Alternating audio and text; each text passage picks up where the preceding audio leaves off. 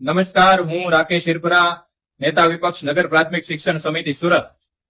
અત્યારે તમે મારી પાછળ અને મારી સાથે જે જોઈ રહ્યા છો એ શિક્ષણ મંત્રીના પોતાના શહેરની સરકારી પ્રાથમિક શાળા છે.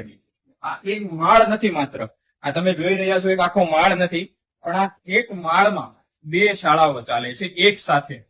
માળની આ તરફ મરાઠી માધ્યમની એક શાળા છે અને માળની સામેની બાજુ બીજી બાજુ આ જે છે એ ગુજરાતી માધ્યમની શાળા છે. મરાઠી માધ્યમની આ શાળા એટલે શું સમજો. આ બાજુ આ શાળા એટલે આ બે ઓરડાઓ, માત્ર આ બે ઓરડાઓ અને આ બાળકો. આ છે મરાઠી માધ્યમની આખી શાળા.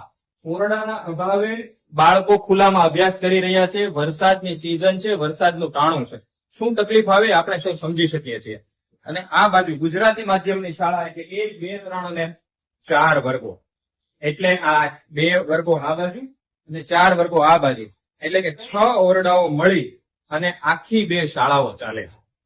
અને 2 અલગ અલગ માધ્યમની શાળાઓ ચાલે છે. બધી જ વસ્તુ વિચારો, આ શાળામાં આચાર્યનું જે કામકાજ કરવા માટેની બધી વસ્તુઓ હોય, ખૂબ અગવડતા પડે છે. જોઈ રહ્યા આ કબાટ છે, આ છે, હજી ઉપર એક આખો એક નાનો એવો અગાશી ઉપર બધી વસ્તુઓ સ્ટોરમાં પડેલી છે. અને આ મકાનમાં આ માત્ર 2 શાળાઓ ચાલે છે એવું નહીં, આ મકાનના અત્યારે આપણે 3જા માળે ઉભા છીએ અને આ આખા મકાનમાં 2 પાળીમાં મળીને કુલ 6 શાળાઓ ચાલે છે. એક મકાનની અંદર 6 શાળાઓ ચાલી રહી છે. તમે સમજી શકો મકાનની કે બીજી બધી ભૌતિક સુવિધાઓની કેટલી બધી અગવડ પડે. અને શા માટે 6 શાળાઓ ચાલી રહી છે?